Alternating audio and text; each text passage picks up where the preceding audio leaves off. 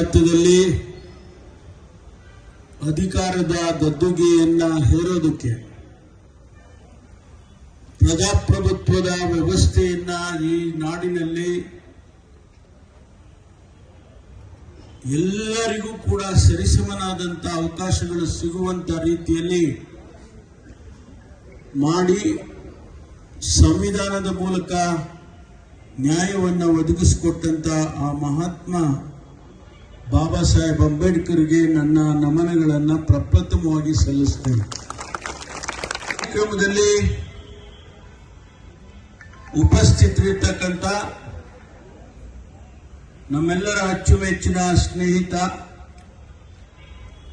ಸಹಕಾರಿ ಕ್ಷೇತ್ರದಲ್ಲಿ ಇಡೀ ರಾಜ್ಯದಲ್ಲಿ ಒಂದು ದೊಡ್ಡ ಆಂದೋಲನವನ್ನೇ ಮಾಡಿ ಬಡವರ ಪಾಲಿಗೆ ಅನೇಕ ಸಹಾಯಗಳು ಸಿಗುವಂತೆ ಮಾಡಿರ್ತಕ್ಕಂಥ ಮಧುಗಿರಿ ಕ್ಷೇತ್ರದ ಶಾಸಕರು, ಮಾಜಿ ಸಚಿವರು, ಸಹಕಾರಿ ರತ್ನ ಎಂಬ ಬಿರುದಿಗೆ ನಾಮಾಂಕಿತರಾಗಿರ್ತಕ್ಕಂಥ ಸನ್ಮಾನ್ಯ KN ರಾಜಣ್ಣವರೇ,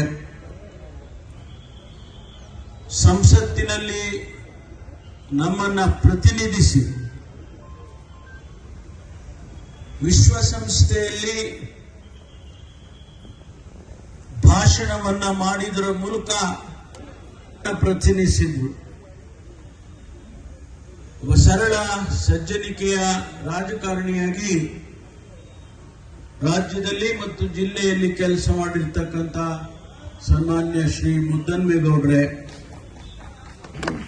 ಪಾವಗಡ ಕ್ಷೇತ್ರದ ಶಾಸಕರಾಗಿ ಅನೇಕ ಜನಪರವಾದ ಕೆಲಸಗಳನ್ನ ಮಾಡಿ ಇವತ್ತು ನಮ್ಮೊಂದಿಗೆ ಇರ್ತಕ್ಕಂಥ ಮಾನ್ಯ ವೆಂಕಟೇಶ್ ಅವರೇ, ಮತ್ತು ಈ ಸಂದರ್ಭದಲ್ಲಿ ನಾನು ನಮ್ಮ ಸ್ನೇಹಿತರಾಗಿ, ಶಾಸಕರಾಗಿ, ಸಚಿವರಾಗಿ ಇವತ್ತು ನಮ್ಮನ್ನ ಅಗಲಿ ಹೋಗಿರ್ತಕ್ಕಂಥ ಪಾವಗಡದ ಹುಲಿ, ಪಾವಗಡದ ತೋಳ ನಮ್ಮ ವೆಂಕಟಣ್ಣಪ್ಪರವ್ರನ್ನ ಸ್ಮರಿಸ್ಕೊಳ್ತೇನೆ. ಭಗವಂತ ಅವರ ಆತ್ಮಕ್ಕೆ ಶಾಂತಿಯನ್ನು ಕೊಡಲಿ ಅಂತ ಹೇಳಿ ನಾನು ಈ ಸಂದರ್ಭದಲ್ಲಿ ಹೇಳೋದಕ್ಕೆ ಬಯಸ್ತೇನೆ. ಅದೇ ರೀತಿ ನಮ್ಮ ಜಿಲ್ಲೆಯ ಅಧ್ಯಕ್ಷರು, ಕಾಂಗ್ರೆಸ್ ಪಕ್ಷದ ಅಧ್ಯಕ್ಷರು ಮತ್ತು ಗ್ಯಾರಂಟಿ ಸಮಿತಿಯ ಅಧ್ಯಕ್ಷರಾಗಿ ಇವತ್ತು ಈ ಕಾರ್ಯಕ್ರಮವನ್ನ ಇಷ್ಟೊಂದು ಅಚ್ಚುಕಟ್ಟಾಗಿ ಆಯೋಜನೆ ಮಾಡಿದ್ದಾರೆ ಮಾನ್ಯ ಚಂದ್ರಶೇಖರ್ ಗೌಡ್ರೆ, ಮತ್ತು BMTCಯ ಉಪಾಧ್ಯಕ್ಷರಾಗಿ ಮೊನ್ನೆ ನಡೆದಂತ ಸರ್ಕಾರದ ಕಾರ್ಯಕ್ರಮ ಎಂತಹ ಸವಾಲುಗಳಿದ್ರೂ ಕೂಡ ಸುಮಾರು 1,000 ಬಸ್ಗಳನ್ನು ನಮಗೆ ಕೊಟ್ಟರು.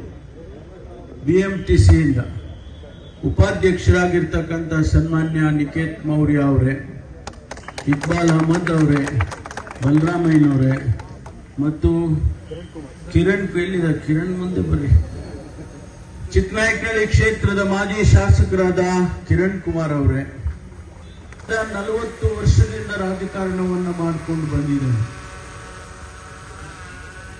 ಒಂದು ಇಂಚು ಈ ಕಡೆ ಆ ಕಡೆ ಅಳ್ಳಾಡಿಲ್ಲ.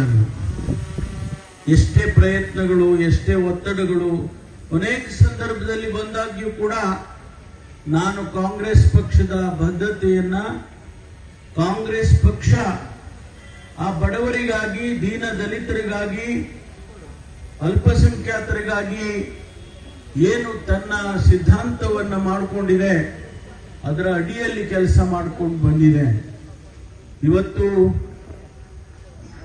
ನಮ್ಮ ವರಿಷ್ಠರು ಸನ್ಮಾನ್ಯ ಮಲ್ಲಿಕಾರ್ಜುನ್ ಖರ್ಗೆ ಅವರು, ನಮ್ಮ AICC ಅಧ್ಯಕ್ಷರು ಶ್ರೀಮತಿ ಸೋನಿಯಾ ಗಾಂಧೀಜಿಯವರು, ರಾಹುಲ್ ಗಾಂಧೀಜಿಯವರು ಮತ್ತು ನಮ್ಮ ಸುರ್ಜಿವಾಲಾ ಮತ್ತು ವೇಣುಗೋಪಾಲ್ ಅವರು ಪ್ರಧಾನ ಕಾರ್ಯದರ್ಶಿಗಳು, ಅವರಿಗೆ ನಾನು ಆಭಾರಿಯಾಗಿದ್ದೇನೆ.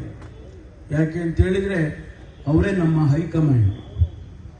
ಅವರು ಇವತ್ತು ತೀರ್ಮಾನ ಮಾಡಿ ಮಾನ್ಯ ಮುಖ್ಯಮಂತ್ರಿಗಳನ್ನ ಸನ್ಮಾನ್ಯ DK ಶಿವಕುಮಾರ್ ಅವರನ್ನು ನನ್ನನ್ನು ಉಪಮುಖ್ಯಮಂತ್ರಿಯಾಗಿ ಆಯ್ಕೆ ಮಾಡಿ ಕಳಿಸಿಕೊಟ್ಟಿದ್ದಾರೆ. ಇದು ಅತ್ಯಂತ ದೊಡ್ಡ ಜವಾಬ್ದಾರಿ. ಸವಾಲುಗಳ ಮಧ್ಯೆ ನಾವಿಬ್ಬರು ಇವತ್ತು ಪ್ರಮಾಣ ವಚನವನ್ನು ಸ್ವೀಕಾರ ಮಾಡಿದ್ದೇವೆ. ಸ್ವತಂತ್ರ ಭಾರತದಲ್ಲಿ ಇವತ್ತು ಕಾಂಗ್ರೆಸ್ ಪಕ್ಷ ಏನೆಲ್ಲ ಪ್ರಯತ್ನಗಳನ್ನ ವಿರೋಧ ಪಕ್ಷದವರು ಮಾಡಿದ್ರು ಕೂಡ ಅದು ಉಳ್ಕೊಂಡು 138 ವರ್ಷಗಳನ್ನ ಕಳೆದಿದೆ. ಬಹುಶಃ ಪ್ರಪಂಚದ ಇತಿಹಾಸದಲ್ಲಿ ಯಾವುದೇ ಪಕ್ಷ ಇಷ್ಟೊಂದು ಸುದೀರ್ಘ ಕಾಲ ಉಳಿದಿದೆ ಅನ್ನೋದು ನನಗಂತೂ ಮಾಹಿತಿ ಇಲ್ಲ. ನಿಮಗೆ ನನ್ನ ಮಾಹಿತಿ ಇದೆ. ಆದ್ರಿಂದ ಈ ಕಾಂಗ್ರೆಸ್ ಪಕ್ಷ ಇವತ್ತು ಬಡವರನ್ನ ಮೇಲೆತ್ತುವಂತ ಕೆಲಸ ಆಗಬೇಕು. ಶೋಷಿತ ವರ್ಗ, ಪರಿಶಿಷ್ಟ ಜಾತಿ, ಪರಿಶಿಷ್ಟ ವರ್ಗದವರು ಸ್ವಾಭಿಮಾನದಿಂದ ಬದುಕುವಂತೆ ಆಗಬೇಕು ಅಂತ ಹೇಳಿ ನಾವೆಲ್ಲ ಹೋರಾಟ ಮಾಡ್ತಾ ಇದ್ದೀವಿ. ಪ್ರತಿಯೊಬ್ಬರಿಗೂ ಕೂಡ ಇವತ್ತು ಸ್ವಾಭಿಮಾನ ಇದೆ. ಸಮಾನತೆಯನ್ನು ಕೊಡಬೇಕು ಅಂತೇಳಿ ಬಾಬಾ ಸಾಹೇಬರು ಸಂವಿಧಾನದಲ್ಲೇ ಬರೆದಿದ್ದಾರೆ. ಅದನ್ನ ಕೊಡುವಂತಹದ್ದು ಪ್ರಯತ್ನ ನಮ್ಮೆಲ್ಲರದು ಅಂತ ಹೇಳಿ ಈ ಸಂದರ್ಭದಲ್ಲಿ ನಾನು ಹೇಳೋದಕ್ಕೆ ಬಯಸ್ತೇನೆ. ಇವತ್ತು ರಾಜ್ಯದಲ್ಲಿ ಹೊಸ ಸರ್ಕಾರ ಬಂದಿದೆ, ಹೊಸ ಮುಖ್ಯಮಂತ್ರಿ ಬಂದಿದ್ದಾರೆ. ಇವತ್ತು ನಾವೆಲ್ಲರೂ ಕೂಡ ಸೇರಿ ಜನರ ಆಶೋತ್ತರಗಳಿಗೆ ನಾವೇನೆಲ್ಲ ಭರವಸೆಗಳನ್ನ ಕೊಟ್ಕೊಂಡು ಬಂದಿದ್ದೋ ಚುನಾವಣೆ ಸಂದರ್ಭದಲ್ಲಿ ಅವೆಲ್ಲವನ್ನು ಸಾಕಾರ ಮಾಡುವಂತಹದ್ದು ನಮ್ಮ ಜವಾಬ್ದಾರಿ.